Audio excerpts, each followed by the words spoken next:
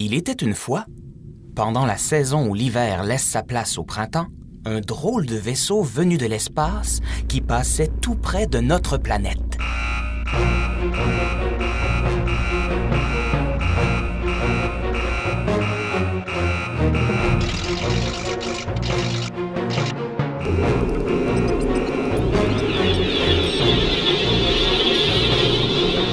Puisqu'il fallait se poser d'urgence quelque part, l'extraterrestre choisit un endroit discret et il se retrouve au-dessus d'une érablière.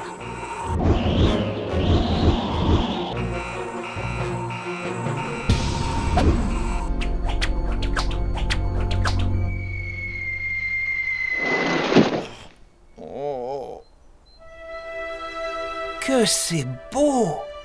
Quelle est cette matière transparente? Se demande l'extraterrestre qui n'avait jamais vu ça. C'est froid, c'est mouillé, et quel est ce liquide qui semble si rafraîchissant? C'est peut-être du carburant, se dit-il.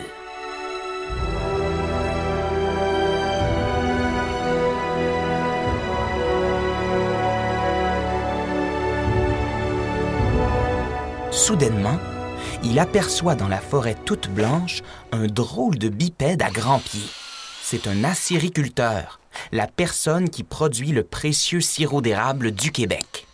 Comme à chaque printemps, l'acériculteur entaille ses arbres et place des tuyaux pour récolter l'eau d'érable qui deviendra plus tard du sirop. Oh! Mais voilà un autre bipède à grands pieds et qui fait lui aussi des petits trous. Ce doit être pour que le carburant qui se cache dans cet arbre puisse circuler dans ces jolis tuyaux bleus. Mais pour aller où? Je dois découvrir le secret.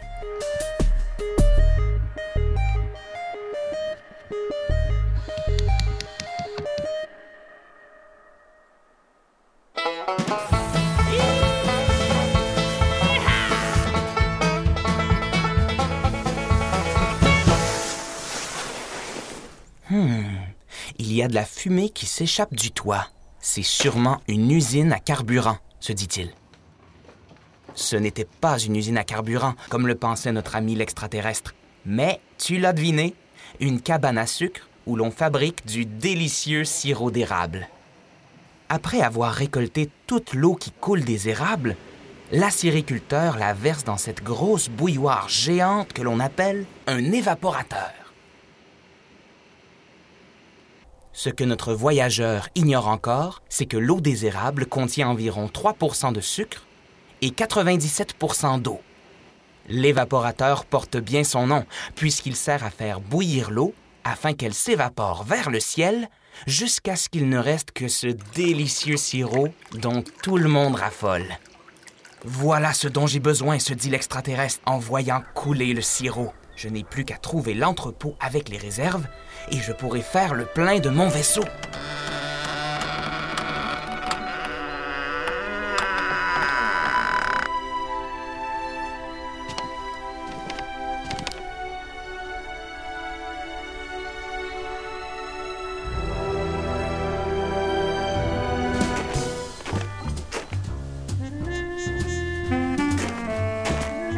Si je mets tout le précieux liquide dans ma soucoupe, je pourrais rentrer sur ma planète, mais je n'en aurai jamais assez pour faire goûter à mes amis ma découverte. Si je veux revenir un jour ici, il va falloir que je ramène quelques échantillons de ce liquide qui a la couleur de l'or et le goût du bonheur.